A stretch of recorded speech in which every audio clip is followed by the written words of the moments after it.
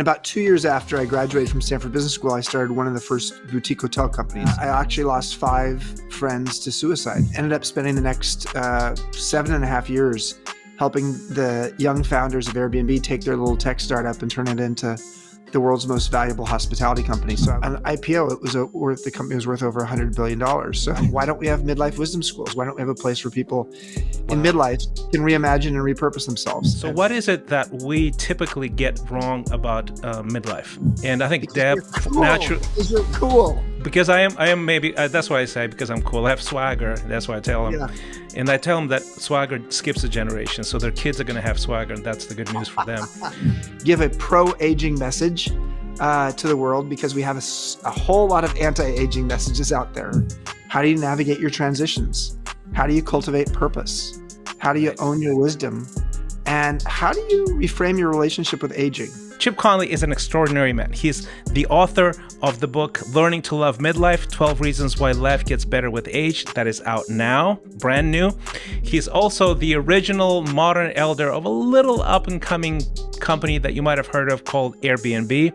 He is the founder of the Modern Elder Academy, where he teaches individuals, organizations, corporations to integrate, create climates and cultures for intergenerational wisdom. So if you're anywhere between 35 and 75, you should pay attention to what Chip has to say. You're going to love this conversation.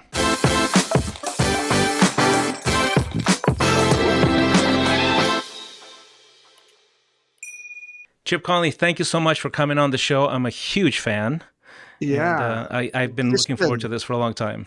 I wish we could have done it in person in Austin. That would have been beautiful. Yes, indeed. As I was telling you when we were sort of prepping for this, is that, I heard your story originally on Rich Roll, right, on the podcast, and it was just absolutely fascinating. And what I wanted to start with is ask you the backstory, because the backstory is just full of rich nuances. So can you give us sort of a quick version of the backstory before the Modern Elder Academy, before the books, before everything else?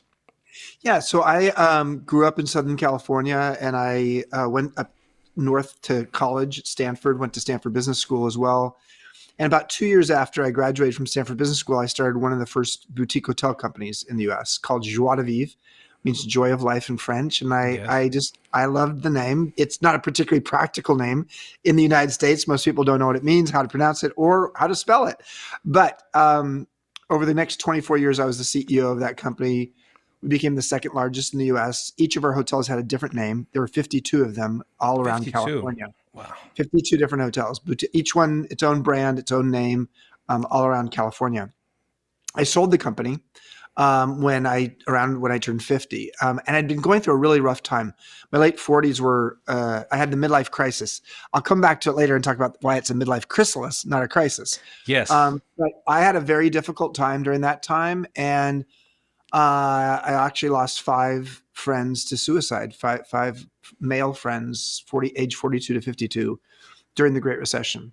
So I sold the company, moved on, ended up spending the next 7.5 years helping the young founders of Airbnb take their little tech startup and turn it into the world's most valuable hospitality company. So I was the in-house mentor, what they called the modern elder. Modern elder, they said, Chip, you're our modern elder. I was like, you're making fun of my age. They said, well, you're twice the age of the average person here. First of all, let's start with that. Let's be real, yeah. Yeah. Secondly, we think that you're a modern elder because a modern elder is someone who's as curious as they are wise. And when I heard that, I was like, ooh, I like that. I like that. The ultimate alchemy of curiosity and wisdom. And so that's how I started working on a book called Wisdom at Work, The Making of a Modern Elder.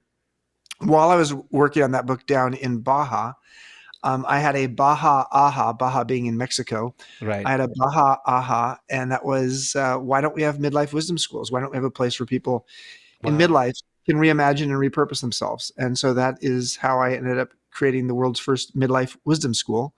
And we have a second campus now opening in Santa Fe, New Mexico, with the first campus being on the beach in Baja, and the second one, a 2,600-acre regenerative horse ranch outside of Santa Fe, New Mexico. Wow, that's fantastic. Okay, so let me, this was very quick. It was perhaps maybe too quick for me because I know a little bit more of the story, but let me ask you a couple of additional questions about the backstory. So First of all, when you joined Airbnb, were they already hot or were they just starting? So I joined Airbnb about 4 or 5 years after they'd started. Their first 2 years were rough. It was a business that had it took a little while for it to get to momentum. I joined in early 2013. By 2011, the company was starting to get some momentum and it was starting to go global. And so I joined when it had some momentum, but it was the best way to describe. Most people had never heard of Airbnb when I joined. The best way to describe it was a millennial product for people on a budget in 20 of the largest cities in the world. And that was Okay. sort of that was where most of their business came from. Hmm. And so part of my job was to figure out how to mainstream the business, and actually improve the quality, especially with our hosts.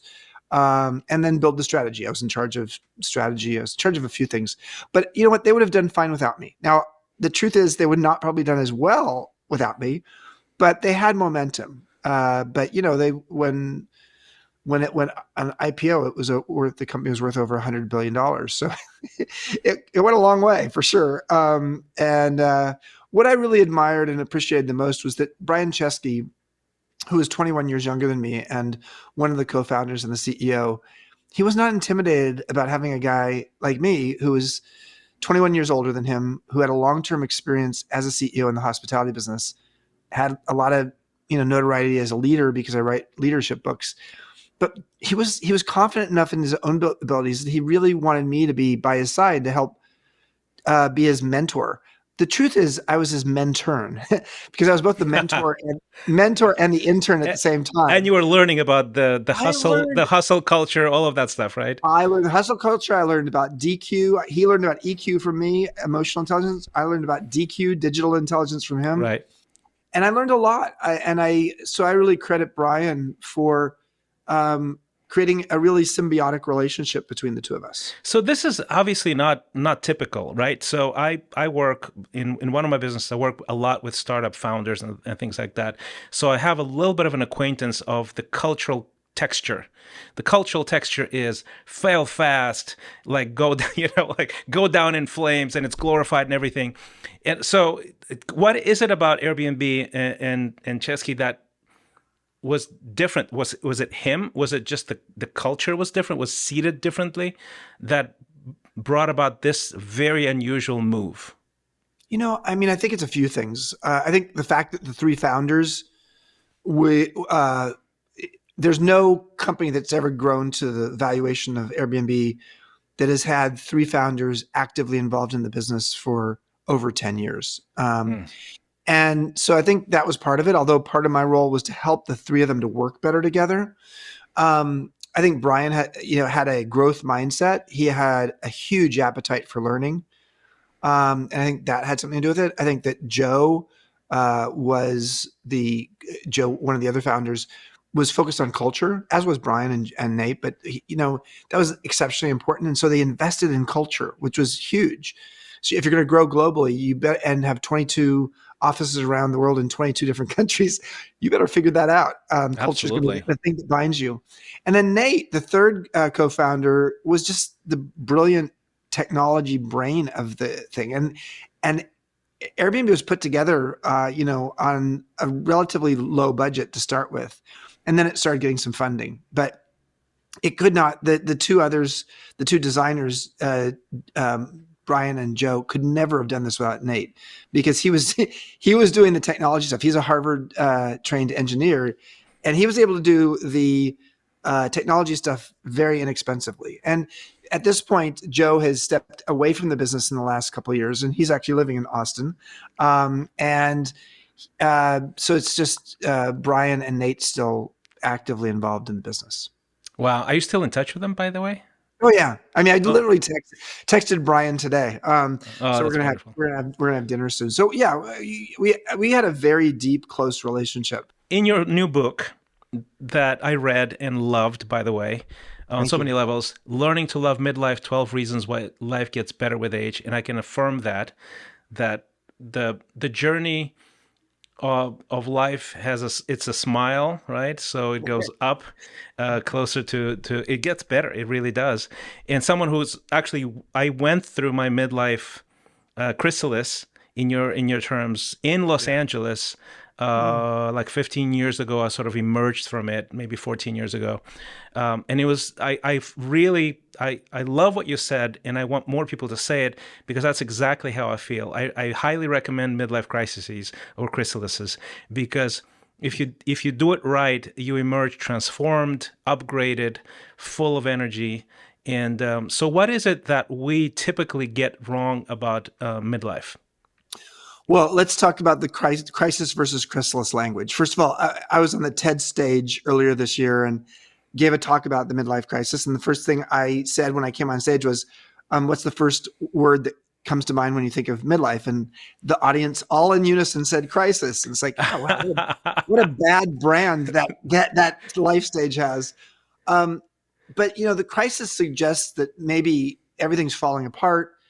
And in fact, there's a lot that's going on. The U curve of happiness does show that around age, sometime in your 40s, typically, maybe later 40s, is the low point in your adult satisfaction. But it starts to decline in your early 20s, It and does. it sort of like bottoms out around 45 to 50.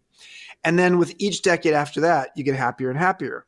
So the way I started to actually look at this is to say, well, the biological hero, the caterpillar that turns into a butterfly, has a midlife that's the chrysalis. So Yes. the caterpillar consumes, just Hmm. like we consume and produce in our 20s and 30s and 40s. And then it spins a chrysalis, and it goes into the chrysalis, and it's dark and gooey and solitary inside. But actually, that's where the transformation happens. So the chrysalis is the time when the metamorphosis can happen. Hmm. So instead of it being a crisis, it's a time for a crossroads for change and transition in one's life. And then on the other side of that, in one's 50s, 60s, and 70s and beyond, we can pollinate our wisdom in the world, and as Right. a butterfly. So what we've gotten wrong about midlife is the idea that if you can survive your midlife, all you have to look forward to is disease, decrepitude, and death. In fact, you have your 50s, 60s, 70s, and beyond to look forward to when you're getting happier. And what I tried to chronicle in the book, Learning to Love Midlife, was the research I'd done based upon talking to academics, based upon having 4,000 alums from 44 countries come to Baja to go through our program. I wanted to say, here's what I've learned. Here are the 12 reasons why I think people are getting happier as they get older. And we're very clear in especially Western society about what gets worse with age. Maybe our memory, maybe our body. There's a lot of things that get worse with age, but there's a lot of things that get better as well. And I think what I wanted to do is give a pro-aging message to the world, because we have a whole lot of anti-aging messages out there. We live longer, so we're healthier in general, as a in the history of humanity. We haven't, at least in recorded history, we haven't lived as long as we live now. And at the same time, with this sort of optimistic fact about our physical life, our emotional, our professional life, our spiritual life, our sort of contribution to society gets diminished to playing golf or something, like something just ridiculously cliche, and I feel like there's no story to replace that.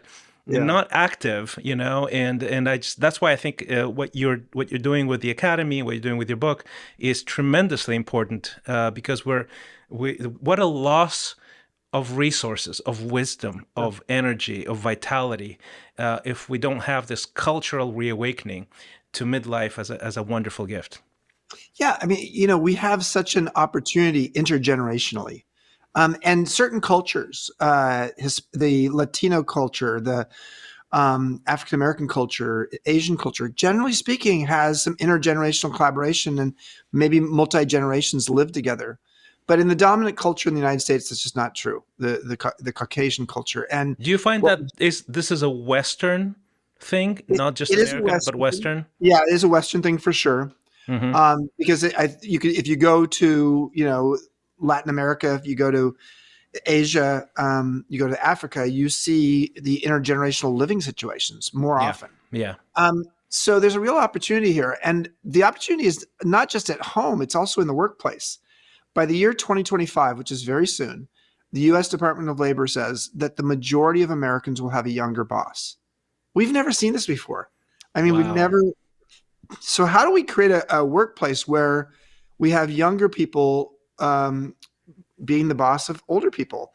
Well, that won't work well unless we can think of it as an intergenerational potluck so that every generation can bring to the table that which they know best, as I did with Brian at Airbnb. So I think there's a real opportunity here. I also think the idea of modern elders in the workplace is going to start to grow because all the world's knowledge, Christian, is in my iPhone.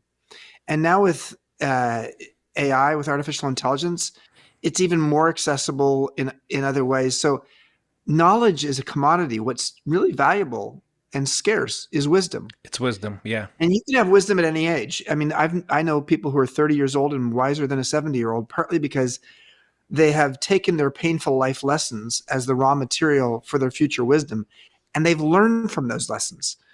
So how do we create wiser organizations? How do we create wisdom workers? How do we create wisdom practices? Just as many companies 60 years ago created knowledge management practices, I think it's time for us to consider wisdom management practices. And that's part of what we do at MEA is we really help to train people in their midlife. Average age is exactly your age, 54. And about 75% of the people work between 45 and 65. How do we help them to figure out what their mastery and gift is so that they can offer it to younger people and they can learn from younger people as well? So, yeah, I'm excited that what we're doing with MEA, the Modern Elder Academy, is hopefully a prototype for what we'll see more and more. That moment where you transform from a caterpillar and you have to form a cocoon, it's just this weird phase where the question sort of pops up, what is wrong with me? Yeah, yeah. Right? When things, generally speaking, not everything that you dreamt of pans out the way you dreamt of it. Yeah. The things you planned don't pan out the way the way you planned it. And so how do you, if you're talking to someone entering into that phase, and it could be as early as, honestly, 35, 37. I think you mentioned that as For well. sure. It really depends. It's not really a number specifically. For me, it was Yeah. actually just right on point around 40. Yeah. And there was this, like, almost like I hit a wall, and it was not depression. It was not necessarily a loss of will for life, but it's this confusion, almost like a disoriented state, and going, what is wrong with me? Am I a complete failure? Am I semi-failure? Like all of those things. What would you say to people who are in that place right now? Well, I'd say you're not alone. The group in the United States that actually the age group that takes the most antidepressants are people from age 40 to 55. Oh, wow. What does that tell you? Yes. Um, so you're not alone. And a lot of what you're experiencing is, as you said, disappointment equals expectations minus reality. Right. Your expectations were high, and then you thought you were going to marry your soulmate, and it didn't happen that way. And your kids are not Ivy Leaguers, and you have many fewer zeros behind your name for your net worth. Yes. And so it's a period of time in our 40s often where we had a hope and expectation, and now we can see the future, and it doesn't look like we're going to get there. And so can be a bit of a disillusionment, but it's also a time where we start to do what Brené Brown, the famous sociologist, says. You start to actually unravel your expectations. She calls it the midlife unraveling, which sounds like someone losing their mind. But when I talked with her about this, she says, Chip, if you look at the word ravel in the dictionary, it means something that's so tightly clustered you can't unknot it. And that's a Oh, lot of how we feel. And so to unravel something is to give spaciousness and to right. actually not feel stuck. And so a lot of times what we have to do in midlife is learn how to let go of some of the mindsets the archetypes of how we've lived our lives, some of our script that we've been living to, and we need to let those go, and then say, what are we going to replace it with? And so, what I would say to someone who is struggling through this, check out my book, Learning to Love Midlife. Check out the MEA website, and you'll see on the MEA website there's a free blog. I do a daily blog called Wisdom Well, and it's good stuff. I mean, I like writing, so writing once a day, like I love it. But it's really based upon a lot of topics that are relevant to people in midlife or early midlife as well. Like, so midlife goes from 35 to 75 according to sociologists, but as you said, it's more of a stage of life. And so the topics that I write about and that we actually talk about at MEA are: how do you navigate your transitions? How do you cultivate purpose? How do you own your wisdom? And how do you reframe your relationship with aging such that it may not be a bad thing? There may be some upside. And you also say that there are actually stages to midlife, right? There's like midlife puberty, settling into it. And so explain that, because I think that's a really helpful tool to go, okay, it's not one bucket. It's almost like 3-4 buckets, right? Early midlife, which if I were to give numbers to it, but again, it's more of a stage than an age. Early midlife, 35 to 50, is when you are no longer young. And it's very clear you're no longer young. Yes. And for some, that might be before 35. But it's when you start to actually realize that your body's starting to break down a little bit. In some workplaces, you've become like an older person in the workplace. And sometimes you feel a little bit of ageism coming your way because the millennial, well, actually, those Gen Zers are. You don't get the language. You don't even say what they're talking about, right? You don't get the lingo. And so it's actually a hard time. That's the hardest of the 3 stages of midlife. So early midlife, because you're really having to realize that you're starting to be a younger, older person as opposed to an older, younger person. And then you go to 50 to 60, and that's the core of midlife. And that's when I had my best decade. I loved my 50s because frankly, I had taken off all the identities and all the costumes of what my early midlife was. And I started to actually not try to satisfy my parents or anybody else anymore. And I just really focused on what was important to me. And, but also while I had that what's important to me thought, I was also sort of moving out of my ego and getting a little bit more interested in something inside of me, my soul. And so 50 to 60 is the core of midlife. And then 60 to 75 is older midlife. It is a period of time where people generally are getting happier, as the U curve shows, but they're also starting to get clearer on mortality and starting to think about, okay, what is retirement? Do I want to do it? Do I not want to do it? What am I retiring? Not what am I retiring from, but what am I retiring to? Right. And it's also a period of time when generativity kicks in, which means how are we giving back to younger people? And you've probably done that if you have kids your whole life, but now it becomes grandkids or mentees, or it's broader and more. I think it's more primal, maybe. Where you want to pollinate, right? It's more primal and more societal. It's not just when it comes to your kids. It's hard to be a mentor to your kids because one of your primary roles as a parent is to make sure that they don't get themselves hurt, and so that you're sort of risk averse as a parent. As a mentor, you're not. As a mentor, you're a permissionary. That's a very interesting distinction. Yeah, you're supposed to help people have permission and have confidence. You're supposed to be a confidant. Yeah. And no kid wants their parent to be a confidant. Although that's not true. That's not true. I said no. Most kids don't want their parent to be a confidant. Yes, I'm lucky. So, I think mine do. I have 3 daughters, and I think Deb naturally because you're cool. Because I am maybe that's why I say because I'm cool. I have swagger. That's why I tell them, and I tell them that swagger skips a generation, so their kids are going to have swagger, and that's the good news for them. But their mother is more of a confidant, but they tell me everything as well, which is I find one of the greatest gifts. But it's still not the same thing. It's not a mentor. It's still maybe a parent that you're close to. Correct? Yeah. So I think 60 to 75 is a period where we start to look at our role as having something to offer the world. If our life is going well, let's also say that there's a lot of people who don't fit this profile.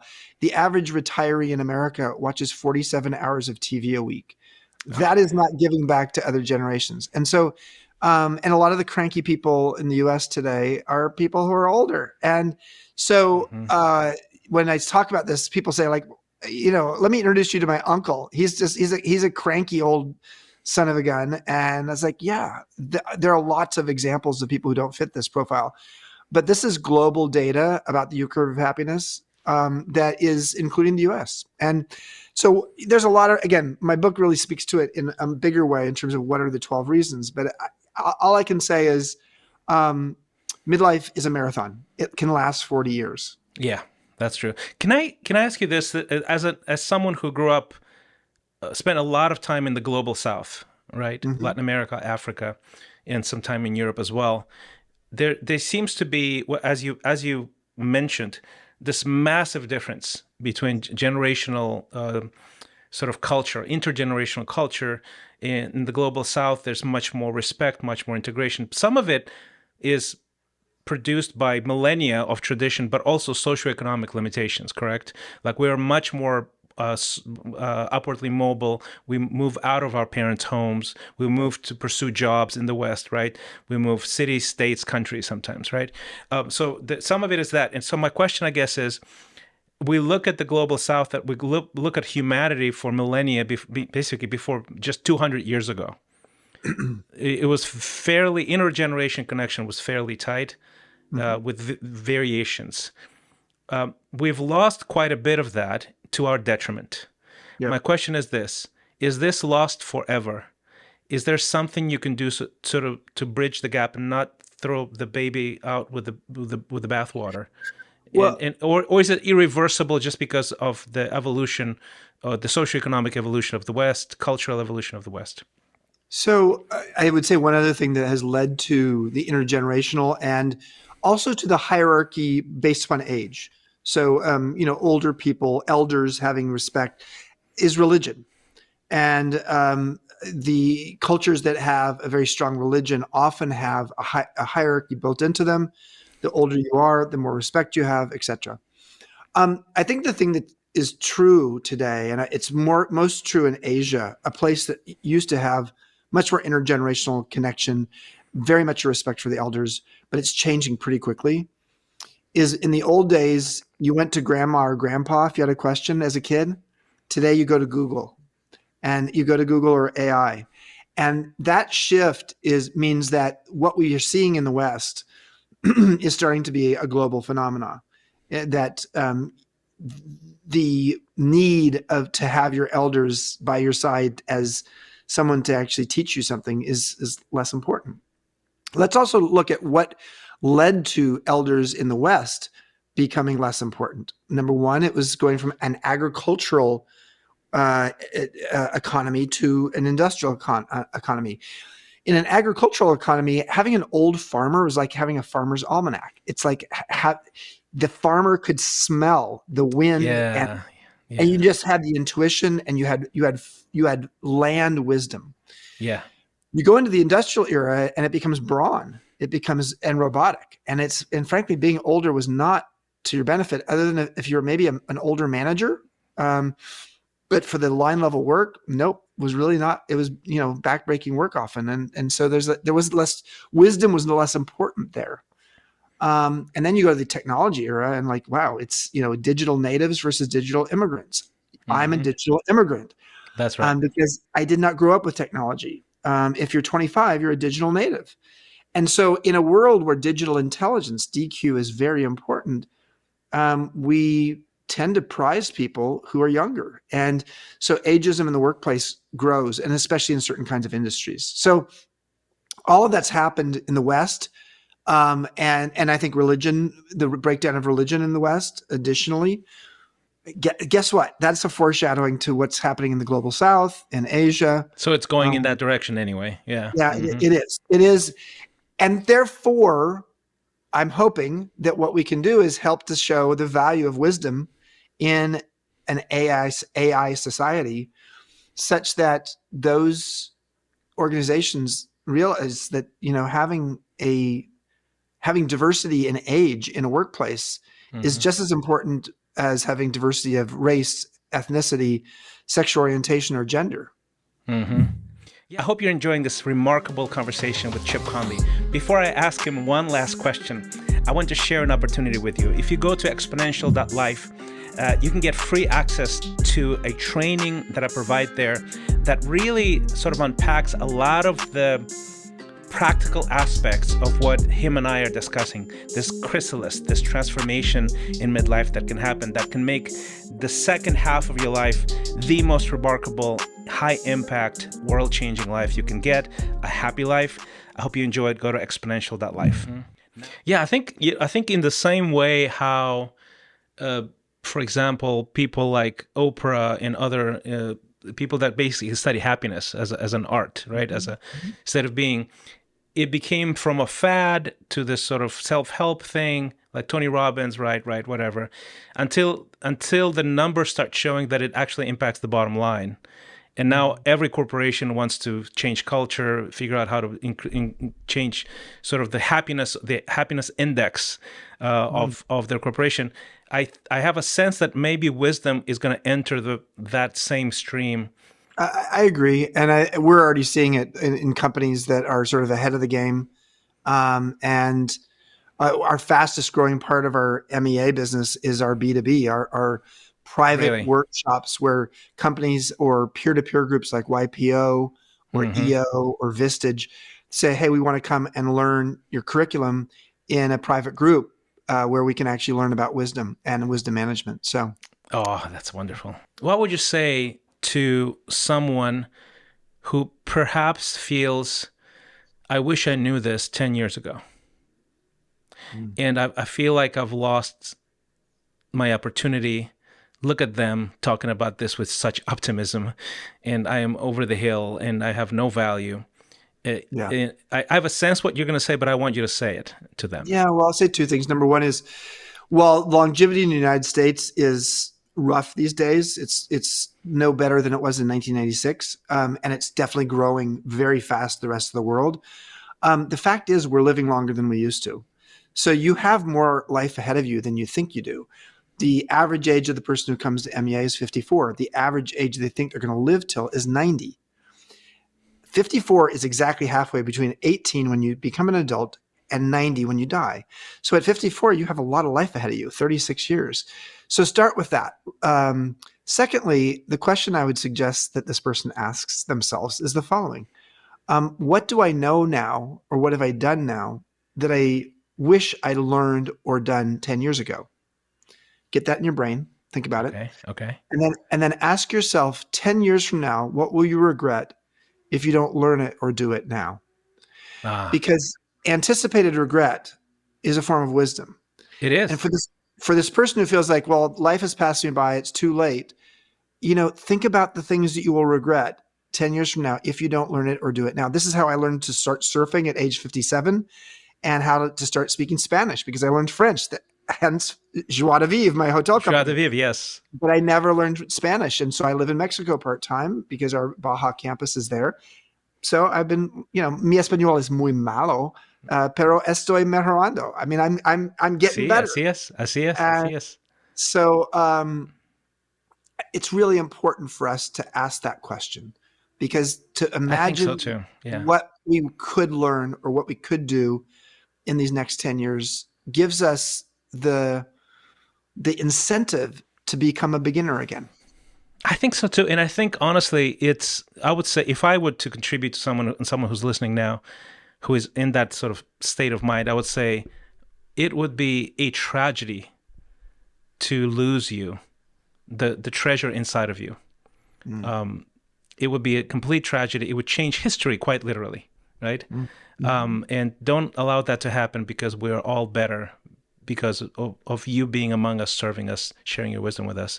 So if you're in that place, read the book. If you're not even in that place, if you're just entering, you're in this sort of confused, I think I need this. Read the book, Learning to Love Midlife. It's out now. And check out the Modern Elder Academy online as well. It's fantastic stuff. Chip, thank you so much for coming. Beautiful. I really, really appreciate it. Look forward to seeing you in Austin. Absolutely. Absolutely. We'll get coffee. Thank you. If you enjoyed my conversation with Chip Conley, I think you're going to really enjoy my conversation with Brandon Nicely at Headspace. And the reason I think that is because Brandon is a remarkable example of a lifelong successful career that spans multiple seasons in life. Watch it next. I think you're going to love it.